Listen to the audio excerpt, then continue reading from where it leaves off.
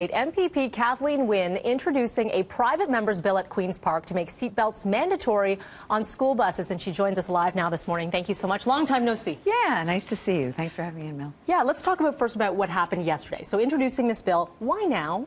Because we have new evidence now. When I was Minister of Transportation, when I was Minister of Education, when I was Premier, every time I asked officials, and we did have this conversation a number of times, they were relying on evidence from 1984 that actually showed that lap belts on kids could create the situation where they would have more head injuries. So it was counterintuitive to us and to all moms, you know, why wouldn't you have seatbelts? But what we now know from a 2010 Transport Canada study that wasn't released for some reason, it wasn't released in 2010, it's now come to light, and now we know that 3-point seatbelts, so the shoulder and the lap belt, that they actually do keep kids from being ejected. They actually do keep kids safer. So I think now we have new evidence. We have the crash test. We need to go ahead and put them in. Reception has been good. It has been. This. School bus operators, the Ontario Safety League was with us yesterday at the press conference. Parents, teachers, you know, everyone sees that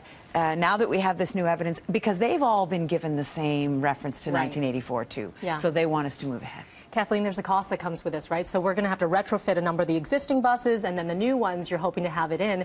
Do we have a price tag on what this could look like? So to retrofit a bus, it costs about $10,000 to $15,000. But to put the seatbelts on new buses, it's only between $5,000 and $10,000. So now, it's still an amount of money. You know, we're talking about thousands of school buses across the province. But I think as we phase it in, and which is why in my bill I said let's give bus operators an opportunity to have a couple of years to phase this in, so that by 2025 all of the school buses in the province would have seatbelts. Look, I just think that we need to use the evidence that we have, whether it's my bill that goes forward, or whether it's the government deciding to put it into another bill.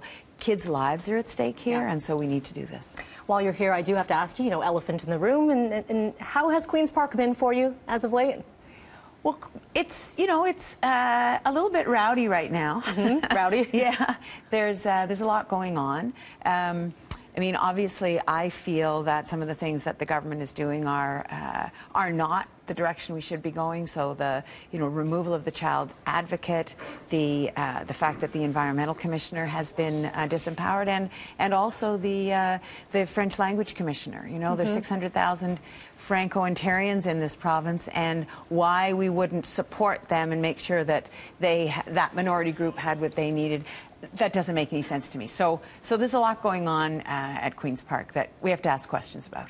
Yeah, lots of questions. But for you personally, how's it been? For me personally? Well, I represent Don Valley West, and it's an honor to continue to do that. Actually, yesterday when I was introducing my bill, I had a number of people who have been working with me for years on policy and on political support. They came down to be there during the debate, and people feel very strongly about the things they believe in, and they elect their representatives locally to take their voice to Queen's Park. And there are 124 seats in that legislature. It doesn't matter which one you're sitting in, you have a responsibility to bring those voices to Queen's Park. Yeah, appreciate your time. Thank you. Thank you so much for coming in today.